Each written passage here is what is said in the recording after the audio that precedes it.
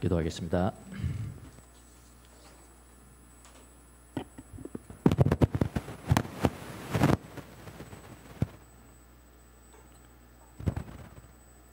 아버지 하나님,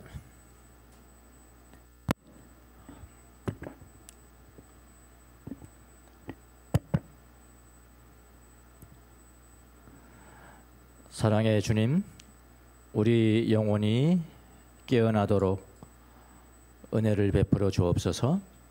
예수님을 믿는 믿음 안에 견고하게 설 수 있도록 은혜를 베풀어 주시고, 용감하고 믿음 안에서 강한 자들이 될 수 있도록 은총을 내려 주옵소서. 무슨 일을 하든지 사랑 안에서 행하는 귀한 종들이 될 수 있도록 축복하여 주옵소서. 사랑 때문에, 예수님을 사랑하는 사랑 때문에 이곳에 모였습니다. 예수님을 사랑하는 마음으로 주님 앞에 경배하고 주님 앞에 예배를 드립니다. 주의 말씀을 듣습니다. 오늘 또 살아갈 수 있도록 한 말씀만 허락하여 주옵소서. 들려지는 말씀 가운데 주님의 음성이 들릴 수 있도록 축복하여 주옵소서. 감사하고 예수님의 이름으로 기도합나이다. 아멘. 자, 본론으로 바로 들어가겠습니다. 24장, 마태복음 26장 첫 번째는 예수님이 당신이 6월절에 대제사장들에게 넘겨져서 죽을 것이다, 그렇게 말씀하셨죠. 그런데 대제사장들은 모여서 계략을 꾸미기를 잡기는 몰래 잡아야 되고, 예수를 몰래 잡아야 되고, 그 다음에 시기는 6월절이 끝난 이후에 해야 된다, 그렇게 했지만은 다 자기들 뜻대로 되는 것은 아니라는 거죠. 그래서 동전의 앞면과 뒷면이다. 주님의 앞면이 있으면 인간의 뒷면도 있는 거다. 그거 주로 살펴봤죠. 그 다음에 어떻게 누구를 배열했냐면은 아름다운 일을 행한 한 여인, 아낌없이 평생 동안 모은 향유옥합을 깨트리는, 완전히 깨트려서 예수님의 머리에 부었던 여인의 이야기가 배치가 됐고요.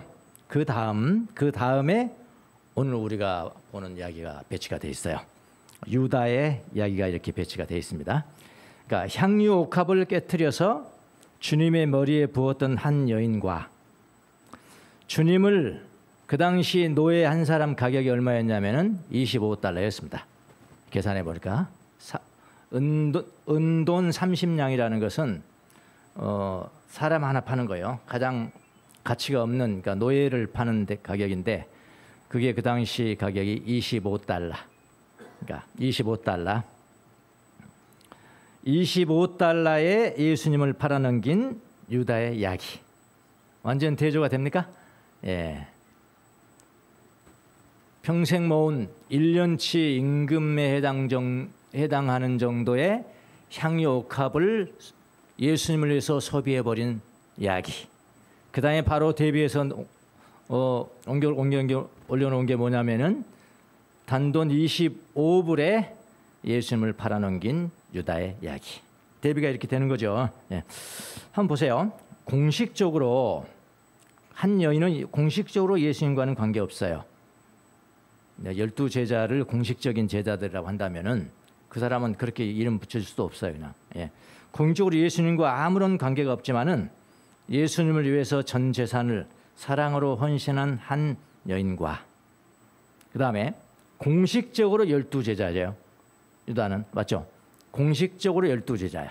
12제자 중 한 사람인 유다가 단돈 25달러에 예수님을 팔아넘긴 이야기가 너무나 극적으로 대비가 됩니다.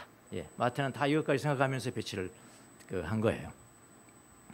우리는 보통 주의 종님들, 목사나 신학 박사나 큰 교회 목사들 하면은 저 사람들은 하늘나라에서 너무나 많은 보상을 받겠다, 이렇게 생각하잖아요. 근데 제 생각이 좀 달라요. 이 땅에서 너무 많이 받아버렸어, 그 사람들은. 예, 그건 하늘에서 받을 게 없어요. 예, 어쨌든 그렇게 생각하잖아요. 그렇게 생각하고 행동도 그렇게 합니다. 그런데 이름도 성도 모르는 무명성도, 이름도 모르고 성도 모르는 무명 성도는 주님 앞에서도 천하게 취급받는 것 같기도 하고 그렇게 생각도 하고 행동도 하는 사람들이 많이 있죠. 그렇잖아요. 지금 이거잖아요. 한 여인은 이름도 안 나오고 성도 안 나오고 그 다음에 유다는 공식적인 12제자 중에 하나입니까? 그렇죠? 그런데 성경은 다르게 기록을 하죠. 성경은 다르게 기록합니다. 주님은 사람을 외모로 평가하지 않으신다는 말씀이 정말 맞는 거죠. 예, 맞는 거잖아요. 오늘 이거 보더라도요. 이제. 자, 그럼 오늘의 주제인 유다를 좀 한번 씹어보겠습니다. 가룟 유다. 먼저 유다에 대해서 깊이 좀 알아보는 이유가 있습니다. 더 깊이 알아보는 이유는 가룟 유다는 우리는 특별한 사람이라고 생각하고 있거든요. 이제 특별하게 이상한 생각이 사람이 아니라는 거. 이걸 먼저 우리가 염두에 둬야 돼요. 유다는 그냥 보통 사람. 여러분과 저하고 또 거의 비슷한 보통 사람이라는 것을 우리가 먼저 마음에 둬야 됩니다.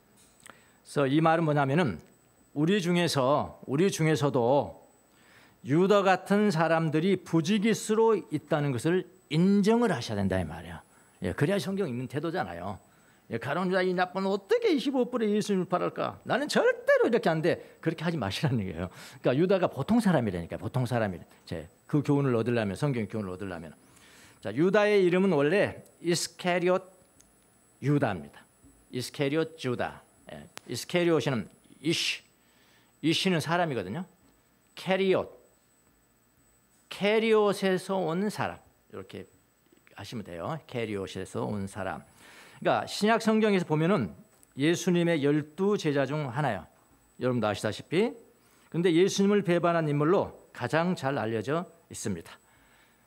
그래도 그럴 것이 그 사람은 예수님을 3년 공적인 사역 내내 마지막까지도 있었어요. 그 자리에.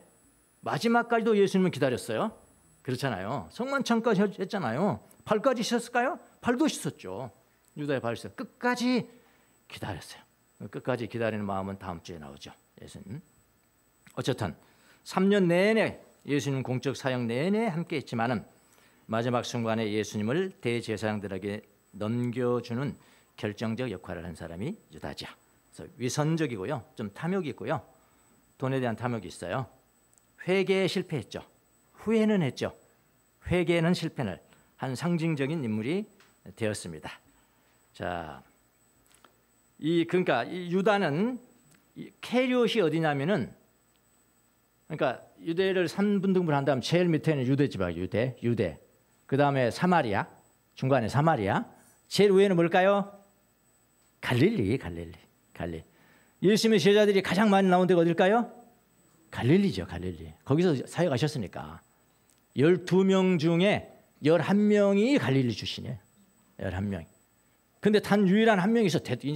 이건 대단합니다. 인정합니다. 유다는 어디 출신이냐면은 저 유대 출신이야. 유대 출신. 예. 그러니까 이렇게 경상도 사람으로 점철된 제자들이 다 있는데 전라도 사람 한 사람이 가서 나도 할 거야. 그런 경우라 이 말이에요. 한 사람이 바로 유다라는 사람입니다. 유다는 유다 남쪽의 캐리옷 지방의 사람입니다. 유일하게 갈릴리 출신이 아닌 제자입니다. 그러니까 갈릴리도 촌이고요. 캐리옷도 촌이에요. 그러나 유다는 어떤 자부심이 있겠어요? 유다 지파죠. 유다 지파에 속해 유다는. 유다 지파에 대한 자부심이 있고요. 그래서 처음에는 신뢰를 얻었죠. 다른 사람들이 아주 저거 했을 거예요. 이렇게 딱 보면 딱 보고 여기 예수대학 나온 사람이 한 사람 딱 있어. 다 관심을 갖잖아요. 마치 그와 같은 거지. 명문가. 유다 지파에서 온 사람이니까. 그래서 신뢰를 얻었습니다. 뭘 맡겼을까요? 재물을 맡겼잖아. 돈을 맡겼잖아. 돈. 네. 그만큼 신뢰를 했다는 거예요. 그러니까 어느 정도 지식이 있고요. 계산 능력이 있고 정치적인 식견도 탁월했습니다. 인정받았습니다. 대단한 야망이 있어요. 유다는요. 그러니까 어떤 사람들은 젤롯 당원 중에 하나였을 것이다. 그런 성향을 가지고 젤롯 당원을 하면 열심 당원이거든. 예를 들어서 우파가 아니고 극우파. 좌파가 아니고 극좌파 이런 식으로 불릴 정도로 열심당원의 성향을 가진 사람입니다. 그러니까 예루살렘 중심의 메시아상을 가진 사람이겠죠. 물론 정치적인 성향은 극우에 가깝습니다. 어떻게 예수님이 제자가 됐을까요? 12명 중에 한 사람이 됐으니까요. 극우에 가깝습니다. 왜 그러냐면은 이스라엘 백성을 로마로부터 구원하실 구세주가 왕이 진짜 왕이란 거 왕, 영적인 왕 아니에요. 진짜 왕이 반드시 나타날 것이라고 믿고 있었습니다. 그분이 누구냐? 바로 예수님이 그분일 거야. 그렇게 확실히 믿고 있었어요. 처음에는요. 그래 따라다닌 겁니다. 예수님을 정치적인 구원자로 본 것입니다. 유다는 탐욕이 있어서 공동 재정, 그 예수님의 공동 재정을 담당하던 중에 성경에 보면 돈을 도둑질했다. 한 번이 아니고요. 몇 번 했던 것 같아요. 몇 번에 걸쳐서 그렇게 했다라고 예수님 말씀하십니다. 그걸 대놓고는 하지 않고요. 하여튼 상하지 않게 이야기를 해요. 그 이야기를 합니다. 나중에 볼게요. 예수님은 그 사실을 알았지만은 공개적으로 지적하지 않습니다. 예수님 그러신 분이잖아요. 공개적으로 지적하지 않아요. 나중에 유다가 진정으로 가난한 사람들을 생각해서 마리아가 향유를 깨뜨렸을 때 그것을 아까워한 것이 아니라는 것을 분명히 예수님이 지적을 해요. 그 성경으로 보면요. 그건 우리 마태복음은 안 나옵니다. 요한복음에 보면은 요한복음 14장 4절 이하를 보면은 제자 가운데 하나로서 여기에 마리아 향유는 다르다고 그랬어요. 한 여인과 다릅니다. 그 전에 일어난 일입니다. 제자 가운데 하나로서 장차 예수를 넘겨줄 갸롯 사람 유다가 말하였다. 뭐라고 그랬냐면 우리 지난주에 봤던 것은 가룟 유다 안 나오죠. 거기는 제자들이에요. 제자들이 다 그랬어요. 그런데 요한복음에는 그 전에 다른 사건에는 유다가 나타났어요. 뭐라고 하냐 5절에 보니까 이 향유를 300데나리온에 팔아서 가난한 사람들에게 주지 않고 왜 이것을 낭비하는가? 왜 이것을 낭비하는가? 이렇게 했는데 6절에 보니까 그는 가난한 사람을 생각해서 이렇게 말한 것이 아니다. 그는 도둑이어서 돈자루를 맡아 가지고 있으면서 거기에 든 것을 훔쳐내곤 하였기 때문이다. 이게 한 번이 아니죠. 여러분 상습적으로 그렇게 했습니다. 자, 이게 무슨 말입니까? 왜 예수님께서 이런 말씀을 하셨을까? 아니 향유인데 향유 그거 팔아가지고 가난한 사람 주면 얼마나 좋겠어. 이거 하고 이건 말할 수 있는 거잖아요. 돈자를 맡아 가지고 있으면서 거기에 든 것을 훔쳐내곤 하였기 때문에 왜 이 말씀을 하셨을까요? 여러분 그냥 이해가 되시던가요? 저는 한참 이해가 안 됐고 요즘 이해가 돼요. 이런 뜻입니다. 유다는 가난한 사람을 돕는 것에 관심이 있는 사람이 아닙니다. 이미 도둑질을 상습적으로 했기 때문에 그 향유를 팔아가지고 그 공금으로 충당을 한다면은 그 돈을 공금에 보충한다면은 아주 좋겠다. 내가 한 일도 싹 잊어버리고 참 좋겠다. 무슨 말인지 아시죠? 예수님 지금 이거 지적하시는 거거든요. 진짜 가난한 자들 도와주는 그런 마음이 없는 거야. 도둑질했기 때문에 그런 거야. 라고 한 것입니다. 그래서 그는 예수님의 말씀을 참 적극적으로 정청을 했어요. 유다는 주님의 능력을 눈으로 봤고요. 유다는 바로 저분이 정치적 반역을 꾀하고 새로운 정부를 수입할 것이라고 굳게 믿고 있었습니다. 극보수들은 막 이름까지 지적하잖아요. 바로 이 사람이 하나님 우리한테 보내신 사람이 자작하잖아요. 이 사람도 그렇게 생각했을 거라 이 말이에요. 만약 그렇다면은 저분이 수립하는 새로운 정부에서 재무부 장관, 나 재무 봤으니까 재무부 장관쯤은 될 줄로 알았는데 유다가 알았는데 그런데 예수님께서 한 여인이 향유 옥합을 깨뜨리는 것을 보고 바로 전에 그랬죠. 오히려 그 여인을 극찬하는 것을 본 겁니다. 극찬 본 거예요. 자, 유다는 이 모습을 보면서 뭘 생각했을까요? 예수가 꿈꾸는 왕국은 권력으로 세우는 보이는 왕국이 아니구나 이런 겁니다. 그게 아니고 영적인 왕국이라는 것을 알게 되었을 거예요. 그래서 유다는 생각합니다.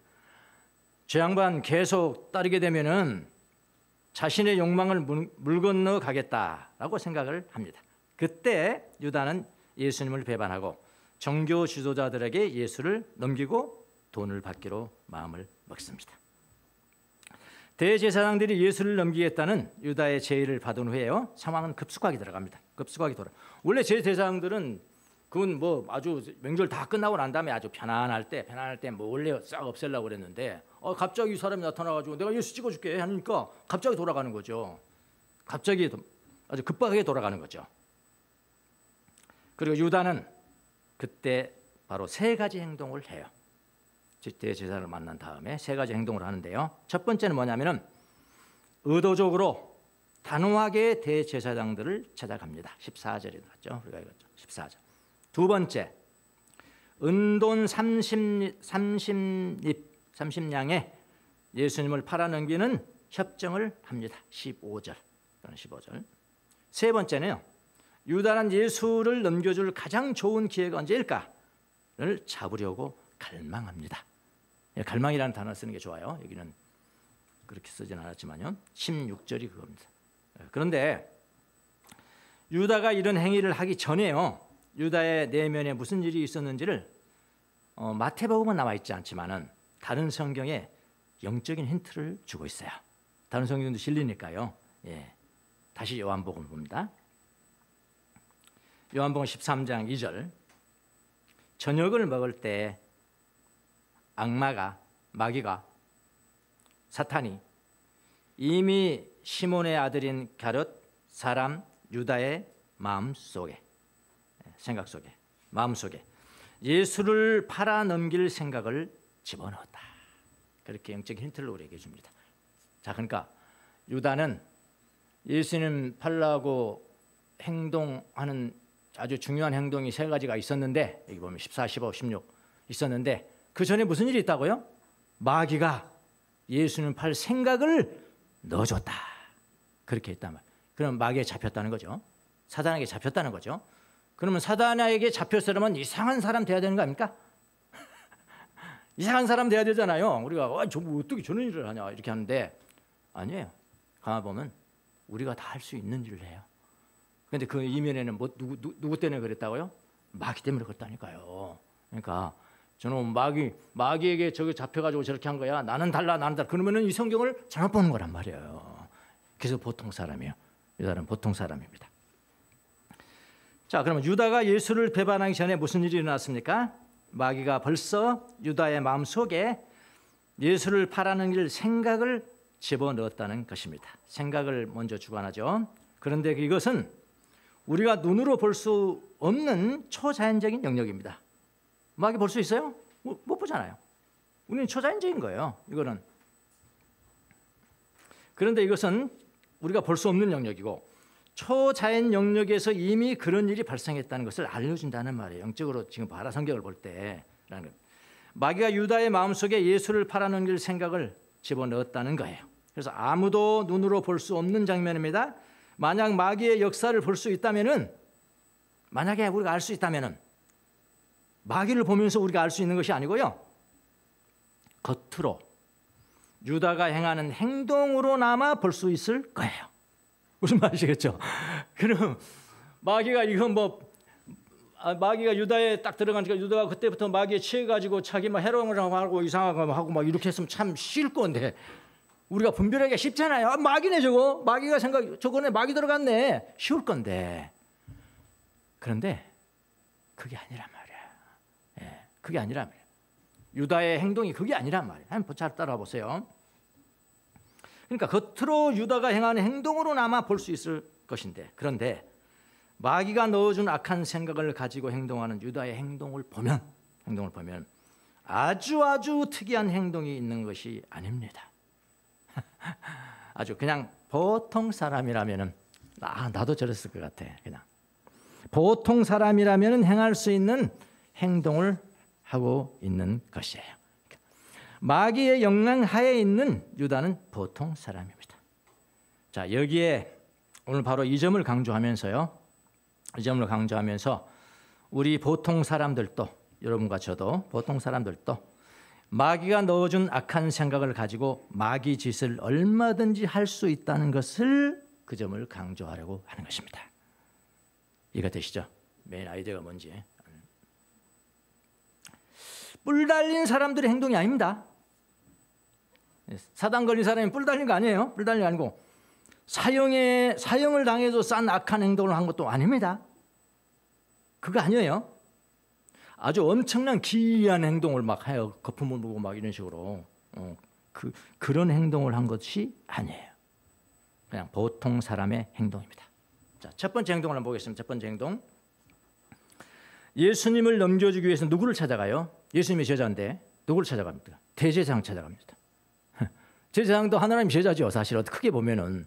근데 사람을 볼 줄 모르는 거지. 예수님의 제자는 예수님 앞에 붙어 있어야죠. 물어도 예수님 앞에 물어야 되죠. 질문하더라도. 근데 누구를 찾아 질문하기 위해서 대제사장을 찾아갑니다. 예수님이 고난과 죽음을 말씀하시자 유다는 결정적으로 실망합니다. 그 실망이 사단의 유혹과 탐욕과 만나서요, 배신이라는 비극으로 이어집니다. 유다는 그때부터 사단의 영향 아래 들어갑니다. 또 다른 성경에는 이렇게 이야기하고 있어요. 아까는 요한복음 13장 거기에는 생각만 넣어줬다 그러는데요. 좀 더 가면요, 좀 더 가면은 결정적인 찬스에는 마귀가 들어갔다 이랬죠. 마귀가 보세요. 볼게요. 요한복음 13장 2절은 마귀가 유다의 마음에 예수를 팔 생각을 넣었다 이랬거든요. 근데 요한복음 같은 복음 13장 27절에는요, 떡조각, 그러니까 예수님이 청만찬하면서 떡조각을 유다한테 이렇게 줬어요. 지금도 기다리고 있다는 거거든요. 회개해라, 회개해라. 기다리고 있다는 거거든요. 이렇게 딱 받은 후, 그리고 조각을 받았어요. 조각을 받은 후에 뭐라고 했냐면 사단이 유다 속에 들어갔다. 아까 생각을 넣었다고 처음에. 그 다음에는 뭐 어떻게 점점 이제 강해지는 거죠. 또 누가복음 22장 3절에도 같은 날, 사탄이 유다에게 입은 들어갔다. 들어갔다. 자, 14절 한번 보시겠습니까? 마태복음 20장 14절. 그때 12 제자 가운데 하나인 가룟 유다라는 자가 대제사장들에게 가서 묻기를. 자, 여기 사용된 가서, 누구에게 가서요? 대제사장에게 가서 그랬어요. 가서라는 단어를 주목하셔야 합니다. 가서. 그냥 가다는 뜻이 아니에요. 자기 발로 갔다는 거예요. 아주 자기 발로 결정해서 결단하고 길을 나섰다는 거예요. 인생의 방향을 내가 정했어, 이런 이야기야. 그냥 갔다라고 생각하면 아니에요. 나 심부름 갔다, 뭐 놀러 갔다, 그 정도가 아니고요. 나는 인생의 방향을 결정했어. 내가 결정한 거야. 방향을 정한 거야. 정하고 움직이는 뜻입니다. 이 단어는 삶의 방향성, 영적인 결단, 사명의 여정, 나는 어디로 가야 되는 것인가, 여정을 표현할 때 자주 쓰이는 단어입니다. 그러니까 유다는 마귀에 의해서 끌려간 것도 아니에요. 우연히 들은 것도 아닙니다. 자기 결단으로 간 거예요. 자기 결단으로 갔는데 그게 사탄적 방향으로 나간 것이죠. 유다에게는 아주 중요한 순간이었습니다. 예수님의 편에 설 것인가 아닌가를 결정해야 할 때입니다. 그런데 예수님께 가는 대신 대제사장들에게 갔습니다. 유다가 대제사장에 간 것은 특별히 이상한 행동이 아니란 말이에요. 그런데 잘 보면 그게 누구의 짓이라고요? 마귀의 짓이라니까요. 사탄의 짓이라니까요. 그러니까 우리는 마귀는 안 보이는 거니까 마귀가 보이면 얼마나 좋겠어요. 근데 그렇게 안 해놨어요. 우리 그렇게 안 만들어졌다고요. 마귀가 들어왔으면 바로 꾸짖을 건데 우리는 마귀는 안 보이니까 그 사람의 행동을 보고 마귀의 역사를 알아야 돼. 거꾸로. 거꾸로 그렇게 해야 돼.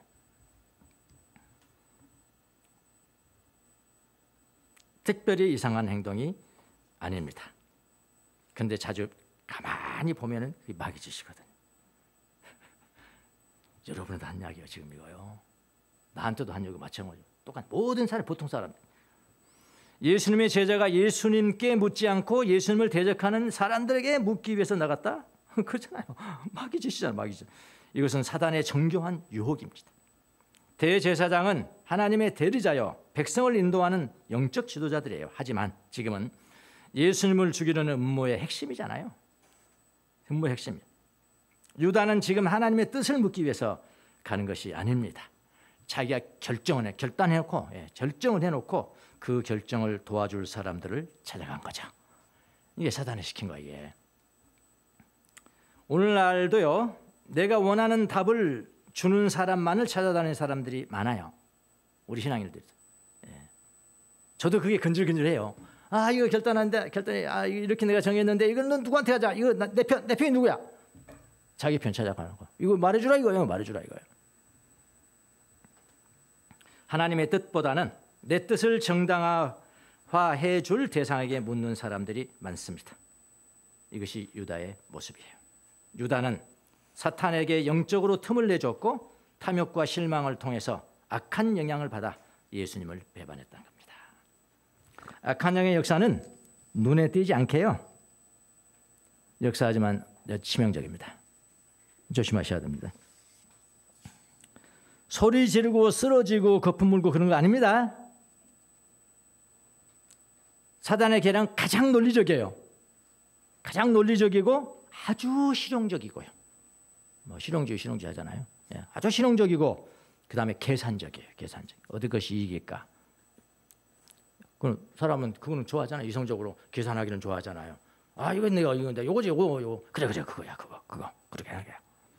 이렇게 이런 모습으로 다가옵니다. 누가요? 마귀가. 세상에서 합리적으로 보이는 결정이 영적으로는 사단의 역사일 수가 있어요. 그러니까 신앙이라는 것을 어떻게 우리가 신앙을 유지하느냐? 나에게 도움이 되냐 안 되냐 이거 요즘 나에게 좀 이익이 되냐 안 되냐 이런 식으로 결정한다든지 평가를 한다든지 하나님은 그분은 나를 도와주시면 하는 분이야. 나한테는 절대로 손해를 가할 분이 아니야. 그런 식으로 계산하는 순간 우리는 유다처럼 예수님을 내 기대 아래에 두려는 사탄적 길에 발을 들일 수가 있습니다. 우리가 배울 수 있는 교훈이 바로 그런 거예요.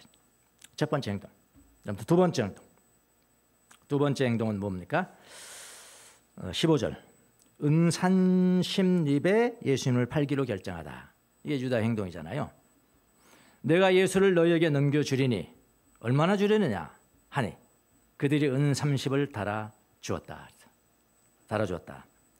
은 30립은 노예 한 사람의 가격입니다. 25불이었다고 말씀드립니다. 하나님의 아들인 예수 그리스도를 25불에 팔았다는 의미예요. 25불에 팔았다는 의미. 사탄은 사람을 볼 때 이익의 눈으로 봐라. 이익의 눈으로 하나님을 보면 된다. 이익의 눈으로 신앙생활을 하면 돼. 이익의 눈으로 하나님을 보게 만듭니다. 하나님의 가치를 헐값으로 만들라는 것도 사단의 전략이에요. 유다는 세상의 은전과 예수님을 바꾸는 제안을 받아들입니다. 너가 하나님을 버리면 내가 너에게 더 나은 것을 줄 수 있다. 이런 것들이 이제 사단의 아주 고단수죠. 고단수의 전략입니다. 유다의 이 행동도 보통 사람들이 할 수 있는 행동입니다. 우리 마음속에서 예수님을 깎아내리고 불평하는 순간 사단의 생각이 역사하는 것입니다. 그러니까 다른 사람하고는 전혀 다른 사람이라고 생각하면 안 된다는 거예요. 나도 저런 사람 될 수 있구나. 우리가 예수님을 돈으로 팔지는 않지만 그렇진 않죠 우리가. 그런데 다른 가치를 살짝 주어요. 다른 가치를 예수님보다 더 높이 두고 있지는 않은가 우리는 돌봐야 된단 말이야. 예를 들어서 세상의 인정이 예수님보다 더 중요하게 느껴질 때가 있어요. 세상이 나 이렇게 하면 이거 세상 인정 받지 못하는데 이렇게 하면 세상에 인정 받는데 근데 예수님은 아닌 거예요. 많잖아요 그런 거요. 예수님을 갈망하는 것보다 예수님을 이용해서 세상에 인정받는 것을 갈망하는 사람들이 많이 있습니다. 안정된 삶, 돈과 미래와 명예가 예수님보다 더 크게 보일 때가 있습니다. 분명히 있습니다. 하나님께 순종하면 손해본다는 마음으로 타협할 때가 분명히 있습니다. 이 모든 순간이 바로 유다가 은산심량에 예수님을 넘기는 사탄의 생각과 통합니다. 그걸 아셔야 됩니다.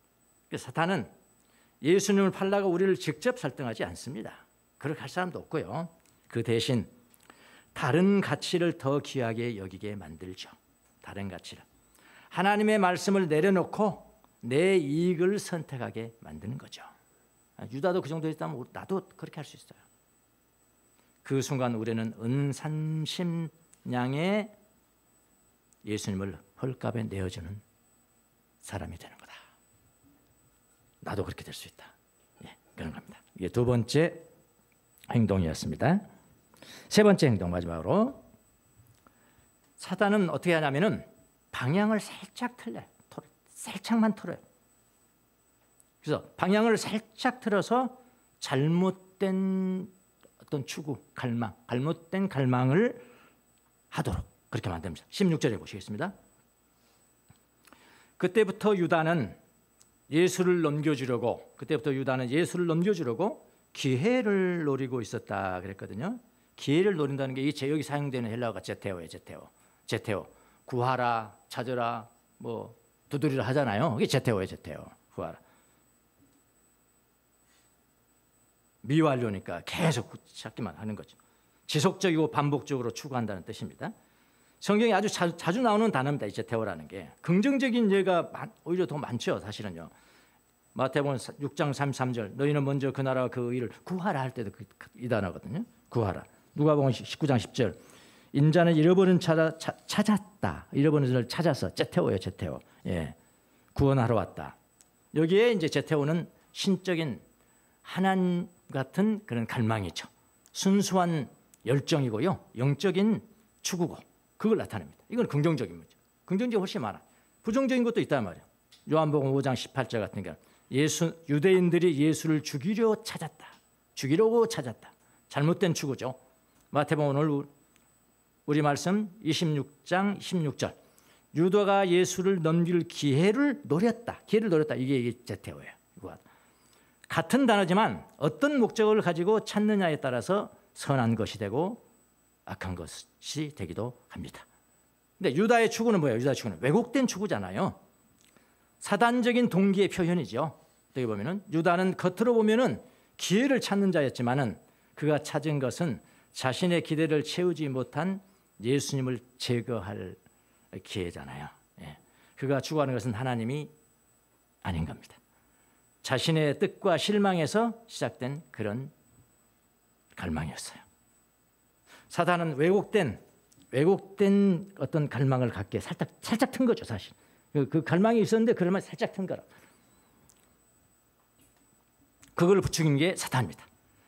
방향을 살짝 틀어버린 것, 사단의 역할. 사탄은 사람의 열심을 사용해서 악을 도모하게 만듭니다. 오늘날도 마찬가지예요, 이거는요. 그리스도인이라고 해서요, 늘 주님을 올바르게 찾는 것이 아니에요. 예수님의 이름을 이용해서 극보수 또는 극좌파에 속하여 삶을 살아가는 사람들이 많아요. 그들은 그들의 야망, 기대, 분노를 정당화하려고 주님을 어떻게 하냐면 이용하는 거라고 이용하기도 합니다. 저는 그걸 말하면 다 사탄에게 속는 것이다. 자, 우리는 오늘날 무엇을 찾고 있습니까? 여러분은 무엇을 찾고 있습니까? 우리의 추구는 하나님 나라와 그 의를 향하고 있습니까? 아니면은 실망과 계산 속에서 이해타산 왜곡된 길을 집요하게 추구하고 있지는 않습니까? 주님을 향한 열심조차도 동기가 왜곡되면은 사탄이 사용하는 무기가 될 수가 있습니다. 우리가 찾는 예수님은 누굽니까?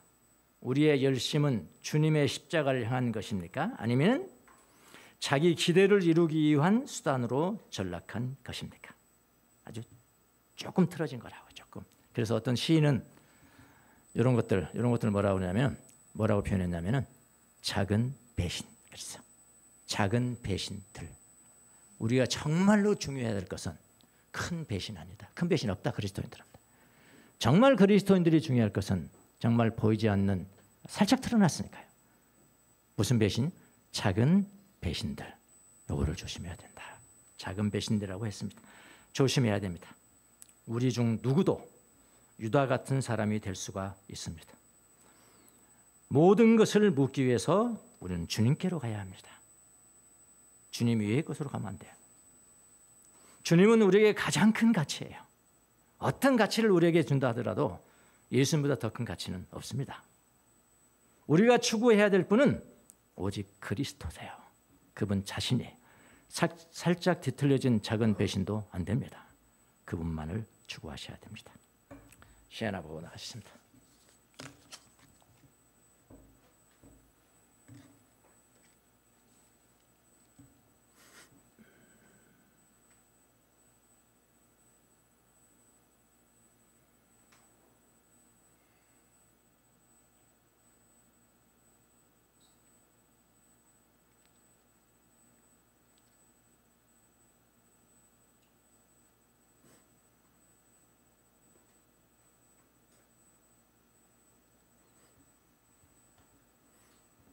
네, 양반이 이 시를 쓴 동기가 여기에 있다고 합니다.